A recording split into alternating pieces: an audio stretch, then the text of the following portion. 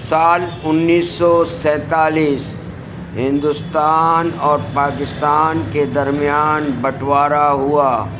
لاکھوں لوگ اپنے گھر بار چھوڑنے پر مجبور ہوئے۔ یہ وہ دن تھے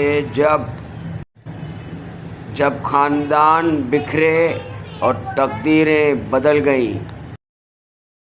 یہ ہیں محمد مہیندر۔ فیروزپور کے ایک چھوٹے گاؤں میں پیدا ہوئے۔ بچپن میں ہی قسمت نے انہیں اپنے خاندان سے جدا کر دیا۔ بعد میں پاکستان میں وہ اپنے والدین اور بھائیوں سے دوبارہ نہیں مل پائے۔ گاؤں کے بچے کھیتوں میں کھیل رہے تھے۔ اچانک خوفناک ہنگامہ برپا ہوا۔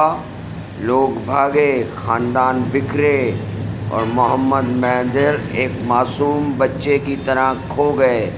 ایک سکھ جوڑا محمد مہیندر کو پالنے لگا۔ محبت اور صبر کے ذریعے اس نے نیا گھر اپنایا، مگر دل میں پرانی یادیں ہمیشہ زندہ رہیں۔ وہ بڑا ہوا، تعلیم حاصل کی اور ایک محنتی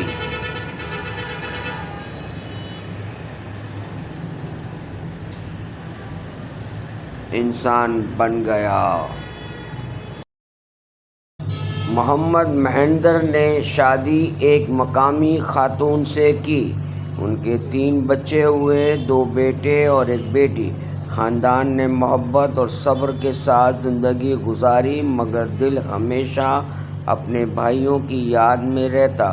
وقت گزرتا گیا اور محمد مہیندر نے اپنے بھائیوں کو تلاش کرنے کا فیصلہ کیا۔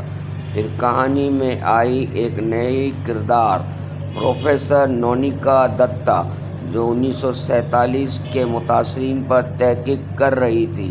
انٹرنیٹ نے ایک معجزہ دکھایا۔